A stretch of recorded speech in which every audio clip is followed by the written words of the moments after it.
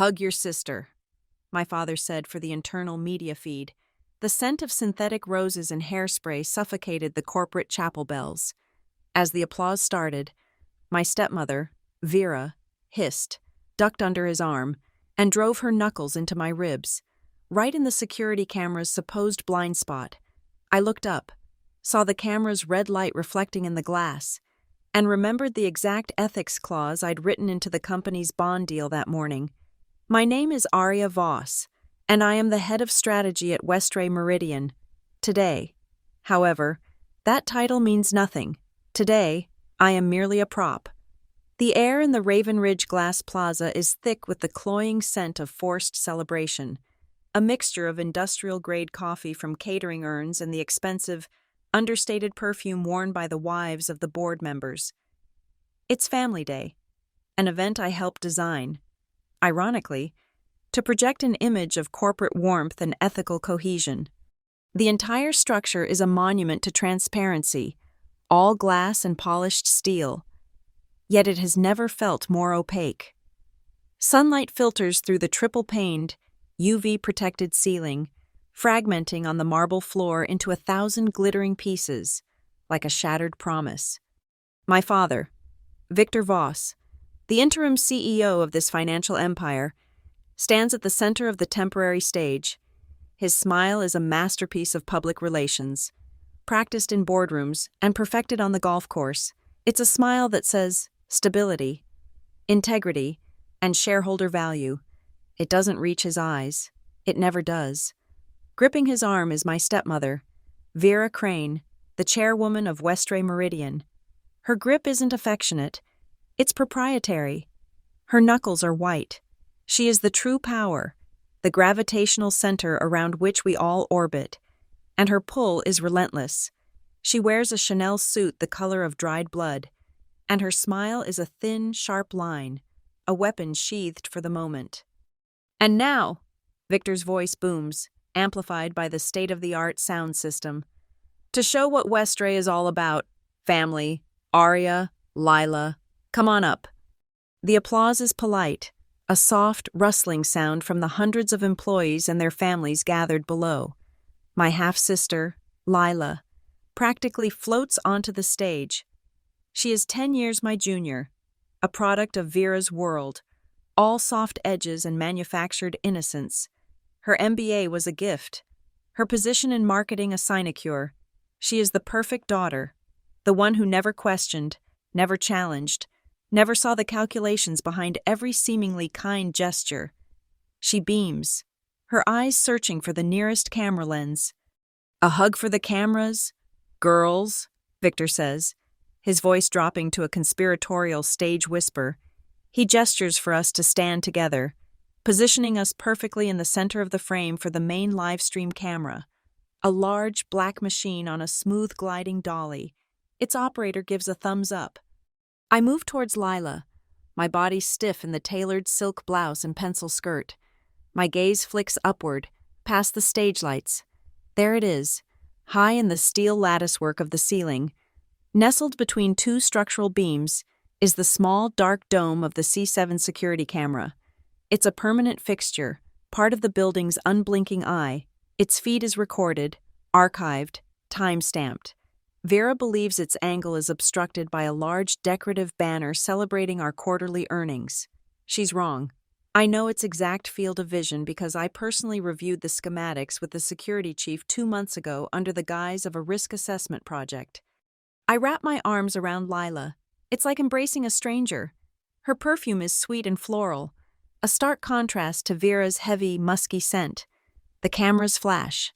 The livestream operator pans smoothly to capture the wholesome moment. For a few seconds, we are the image of a perfect, blended corporate family. Victor places a hand on each of our shoulders. Vera's smile tightens by a millimeter. Wonderful, Victor says, patting us. Just wonderful. The moment is over. We are meant to step back, to melt into the background as my father continues his speech. As Lila and I turn, Vera moves with the swift, silent precision of a predator. She steps between me and my father, momentarily shielding us from the main camera's view as it focuses back on the CEO. Her face is inches from mine. "Don't you dare ruin my plan," she whispers, her voice a low, venomous hiss that cuts through the ambient noise. Her smile for the public doesn't waver, but her eyes are chips of ice. Before I can process the words, her hand, hidden from view, moves. It's not a slap. A slap is messy, theatrical. This is different. This is controlled, efficient violence. The knuckles of her right hand, adorned with a heavy square-cut diamond ring, drive into my left side, just below my ribs. The first impact is a sharp, blinding flash of pain that steals the air from my lungs. A second, harder punch lands in the exact same spot an instant later. It's a practiced move, designed to inflict maximum pain with minimal visible evidence. My breath catches in a silent, ragged gasp. The world narrows to the searing agony radiating from my side. For a heartbeat, all I can hear is a high-pitched ringing in my ears. The polished marble floor seems to tilt beneath my feet. I fight the instinct to double over, to cry out. Instead, I force my muscles to obey. I straighten my spine, drawing a slow, deliberate breath that feels like inhaling shattered glass. I turn my head slightly, just enough so my voice will be picked up by the lavalier microphone still clipped to the collar of my blouse. The sound engineer, a young man with headphones clamped over his ears, is watching his levels, expecting nothing more than the CEO's monologue. I clear my throat, my voice perfectly level, clear, and just loud enough.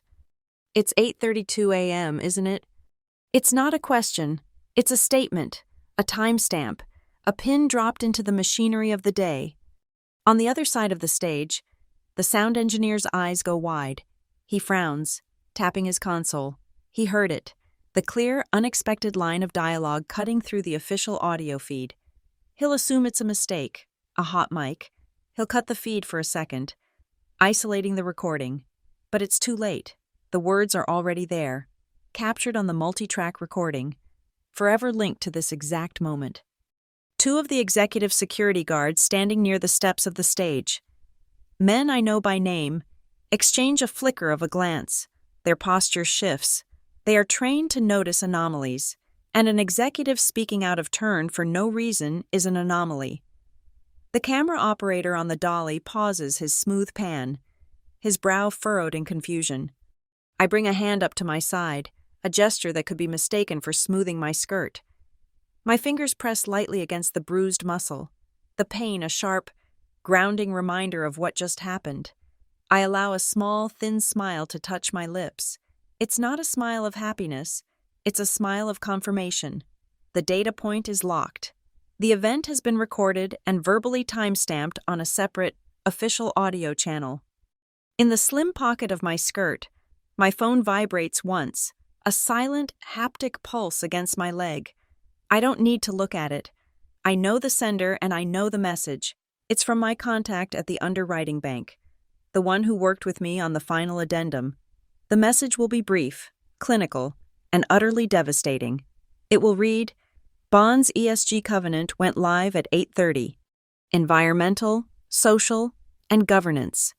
The new holy trinity of corporate responsibility.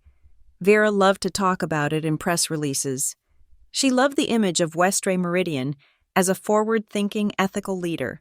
She signed the $600 million convertible bond offering this morning without reading the final, updated covenant I had prepared.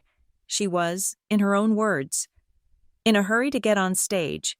She was too busy selecting her power suit to read the fine print. The fine print that specified that any recorded act of workplace harassment or violence by a board-level executive would trigger a technical default. I lower my hand and take a steadying breath. The pain is a dull, throbbing ache now, a fire banked but not extinguished. I look at Vera. She is already looking back at me. Her eyes narrowed with triumphant cruelty. She believes she has won. She believes she has put me in my place, quietly and efficiently, with no witnesses. She has no idea that the entire glass and steel cathedral we are standing in has just become my witness. I turn.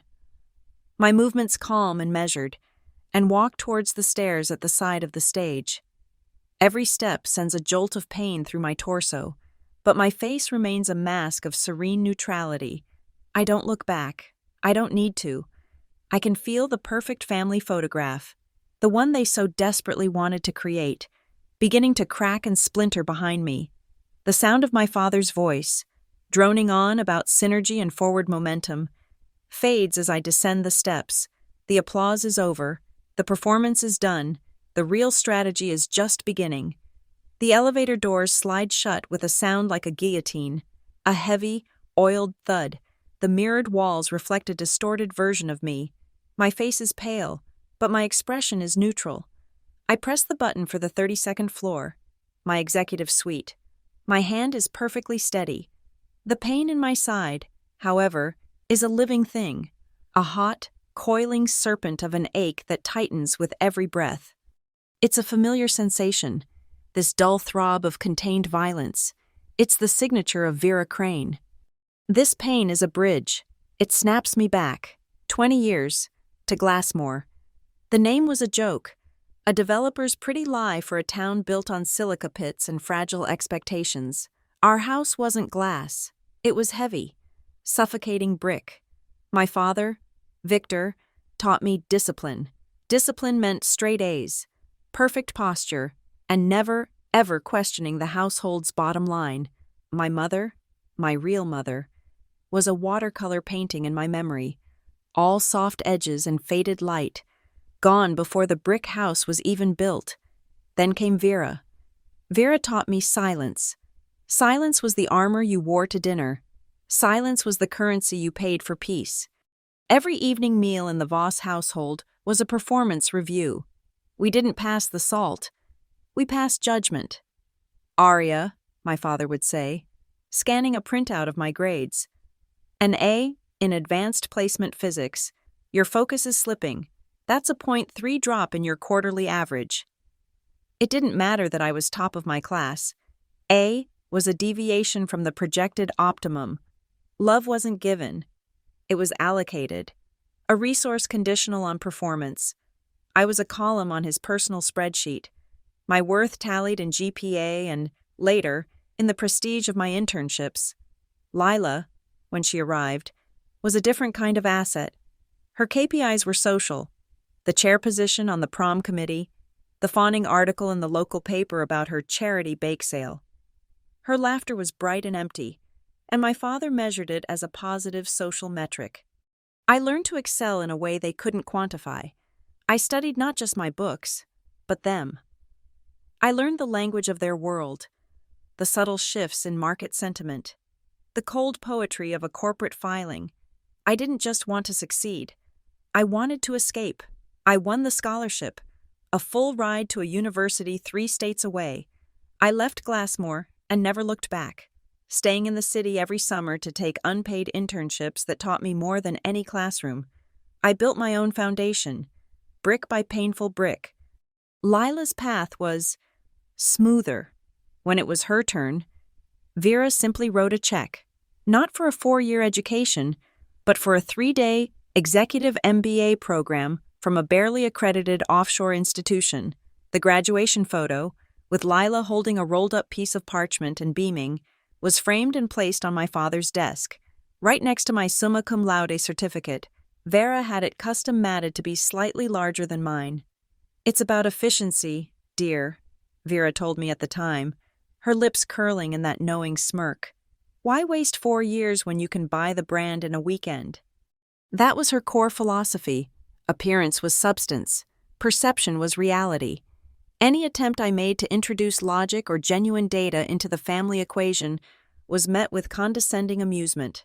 I was 22, home for Christmas, when I tried to argue against one of my father's more reckless acquisitions.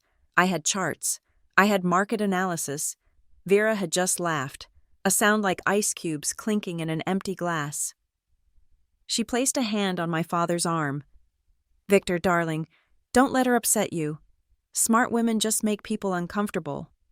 She looked directly at me. "It's so aggressive, Aria. Men don't like it." My father had nodded. relieved to have an excuse to dismiss my work. "She's right, kiddo. Tone it down." The first time she hit me, I was 24. It wasn't a slap, as the outline might suggest. Like today, it was a strike, a calculated act of dominance.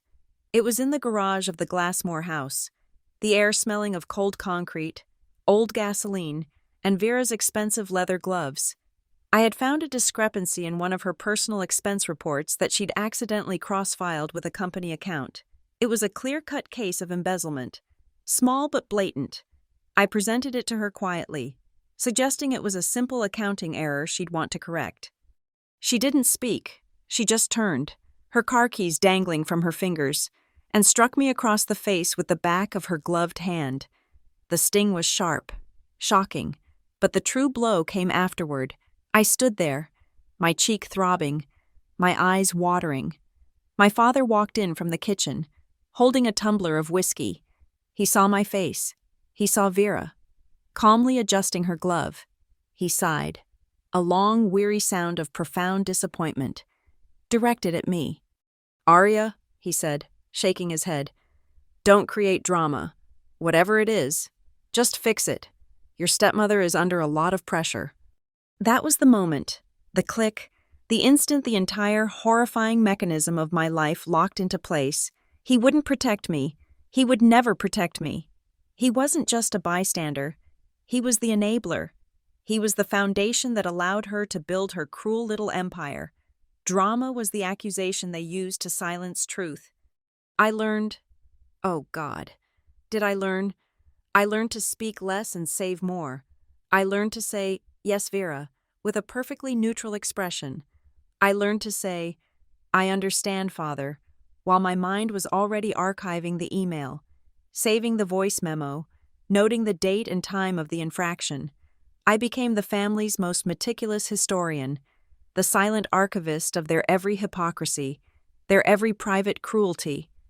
The elevator dings, opening onto the 32nd floor, the Westray Meridian logo, a stylized W that looks like a calm heartbeat, is carved into the travertine wall. The silence here is expensive. I walk past my assistant's empty desk. I gave her the day off for the celebration, and enter my office. It's a corner suite, all glass, overlooking the Raven Ridge skyline. They gave me this office as a reward. They thought putting me in a glass box made me one of them. They were wrong. I joined Westray Meridian 5 years ago, not as a daughter coming home, but as an architect. My father and Vera saw my intellect as a tool to be used for their benefit. They put me in charge of strategy and risk. "Go on, Arya," Vera had urged. "Build us the best defenses. Protect our assets." So I did. I built a fortress. I spent years weaving a structure of compliance protocols, risk management triggers, and governance covenants so complex, so intricate, that only I understood how all the pieces connected. I built a giant, inescapable birdcage, and I built it around the entire company. I used their own greed and their own laziness against them. They wanted best-in-class structures to boast about to investors. So I gave them structures with teeth sharp enough to sever a carotid artery. They were so eager to have the shiny modern cage that they never bothered to check who held the key. Vera's ascent to chairwoman was a masterclass in superficiality. She leveraged my father's position, then quickly eclipsed him. Her entire reign has been built on perfectly color-corrected photographs. Vera at the Children's Hospital Gala, a wing she'd defunded to pay for the new lobby. Vera cutting the ribbon on a green initiative, a recycling program that was cheaper than the old waste disposal contract. Vera speaking passionately about corporate ethics while approving bonuses for executives who were cooking the books in the Latin American division. I understood. I finally, truly understood. Standing on that stage with the phantom heat of her knuckles radiating from my ribs, everything they do is theater. Every family day, every ethics pledge, every annual report is a carefully staged play. They are the actors. The employees are the audience. And I was supposed to be the stagehand, the one who worked in the dark, the one who got blood on her hands to make sure the lighting was perfect for their big scene. My office is quiet. The city hums below. The pain in my side is a sharp, bright point of focus. It's the final cue. They've built their entire lives on a stage. They forgot that on a stage, everyone is watching. I just needed to time the lighting, and Vera, bless her predictable, violent heart, just handed me the switch. 8:32 a.m., the show is about to begin, this morning, before the synthetic roses and the staged applause. I was in this office at 5 a.m. The city was a grid of sleeping lights below. My actions were silent, precise, and digital. They took place not in the physical world of fists and whispers, but in the sterile, unforgiving realm of contracts and code. The instrument of choice was the Westray Meridian Series B convertible bond offering, prospectus number 424B5, a $600 million capital raise, the largest in our company's history. Vera saw it as her legacy project, the financial monument to her reign as chairwoman. She loved the grand, sweeping numbers. She was, as always, utterly bored by the details, and the details are where I live. My work began weeks ago, drafting the 100-page prospectus, but the critical update was made this morning, a single addendum. Section 12, subsection 3, governance, ethics, and fiduciary conduct. It was packaged under the broad, appealing umbrella of ESG initiatives, a designation Vera adores for its public relations value. It looked like boilerplate, a standard, progressive clause designed to appeal to socially conscious institutional investors. It was anything but. The clause itself is a masterpiece of legal ambiguity made surgically precise.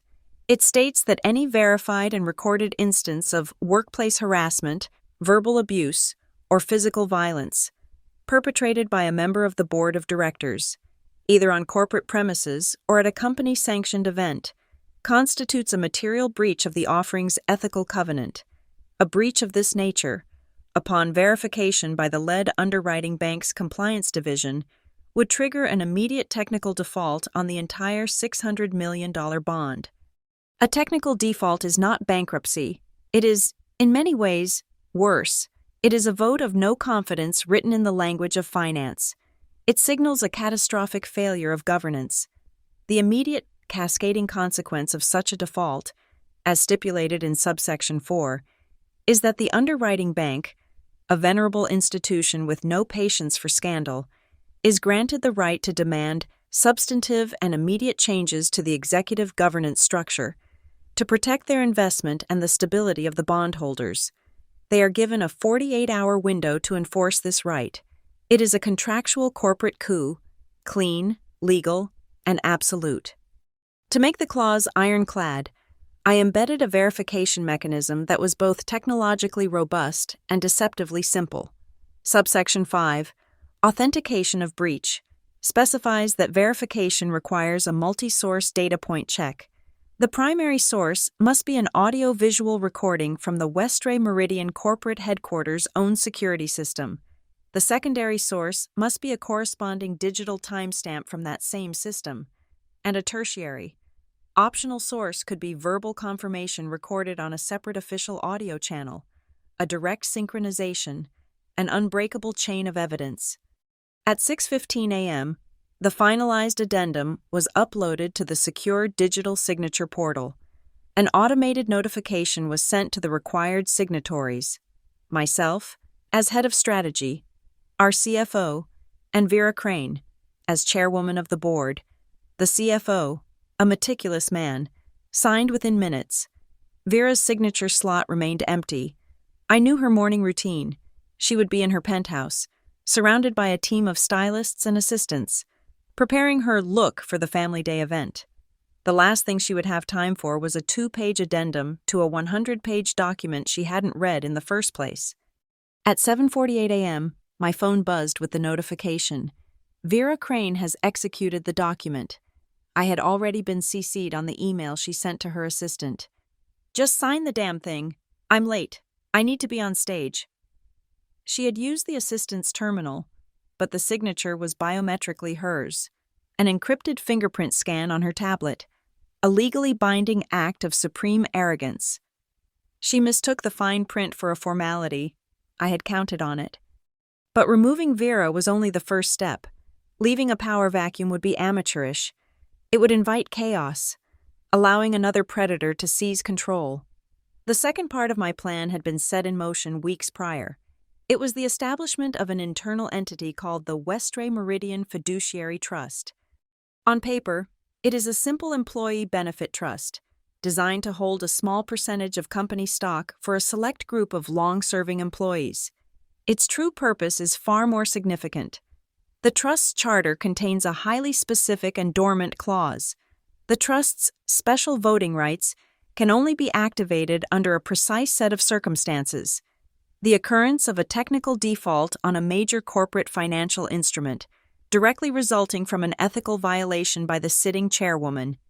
Upon activation, the 41 members of the trust, a hand-picked group of senior managers, engineers, and administrative staff who have been with the company for over a decade, people who remember Westray before Vera, people whose loyalty is to the company, not to her, are granted temporary, consolidated voting control over a 12% block of shares held in escrow.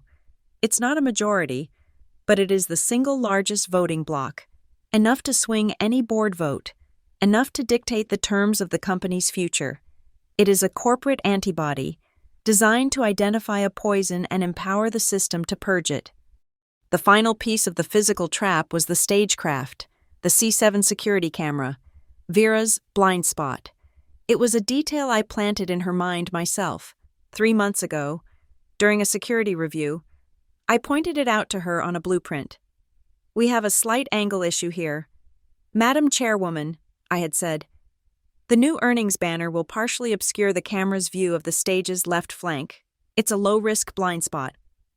She had nodded, filed the information away, and I saw the flicker in her eyes, a flicker of opportunity.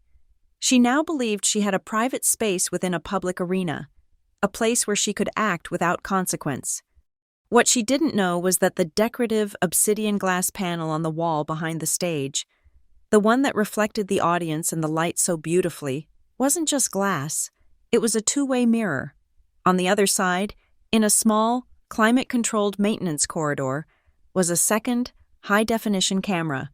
Its lens focused precisely on the area the C7 supposedly could not see.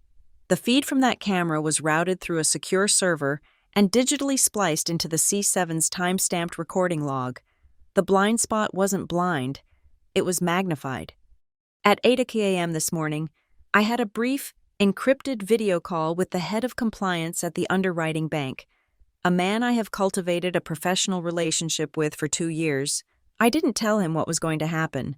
I simply presented a hypothetical scenario. "Theoretically," I said, "if we had an event that met the criteria of Section 12.3 and the evidence was a time-synced internal security feed, would that be sufficient for verification?" He was a lawyer to his core. He didn't ask for details. He just looked at the clause he had approved.